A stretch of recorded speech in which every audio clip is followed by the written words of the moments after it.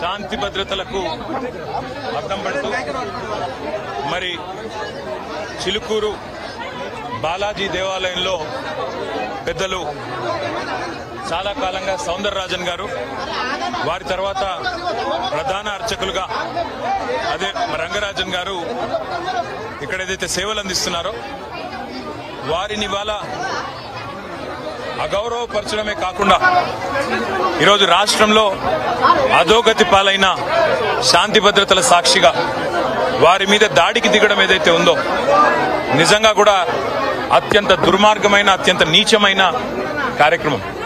ఇది ఎవరు చేసినా, ఏ పేరిట చేసినా, ఏ ఎజెండాతో చేసినా శాంతి భద్రతల విషయంలో మాత్రం ఉక్కుపాదంతో వ్యవహరించాల్సిన బాధ్యత రాష్ట్ర ప్రభుత్వం మీదనే ఉంటుంది. ఇవాళ భగవంతుడి సేవలో నిమగ్నమయ్యే పెద్దలు రంగరాజన్ గారు, సౌందరరాజన్ గారి కుటుంబం పరిస్థితి ఈ విధంగా ఉంది అంటే మరి రాష్ట్రంలో శాంతి భద్రతలు ఎంత అధ్వానంగా ఉన్నాయో దీన్ని బట్టి చెప్పవచ్చు.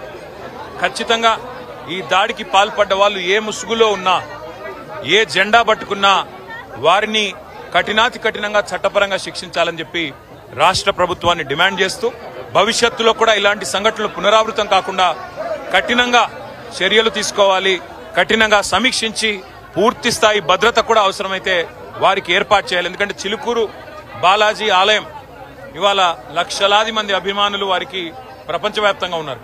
అట్లాంటి చిలుకూరు బాలాజీ ఆలయానికి మరి గొప్పగా సేవలు అందిస్తున్న ఆ కుటుంబాన్ని సౌందరరాజన్ గారు కానీ, రంగరాజన్ గారు గారిని వారిని అవమానించడం అంటే నిజంగా కూడా ఆ స్వామివారి భక్తులను అవమానించడమే, ఒక దైవ భక్తుడిని అవమానించడం అంటే దేవుణ్ణి కూడా అవమానించినట్టే. కాబట్టి తక్షణమే ఈ విషయంలో కఠినాతి కఠినంగా భవిష్యత్తులో మళ్ళీ ఇట్లాంటి పునరావృతం కాకుండా చర్యలు తీసుకోవాలని ప్రభుత్వాన్ని డిమాండ్ చేస్తా ఉన్నాం.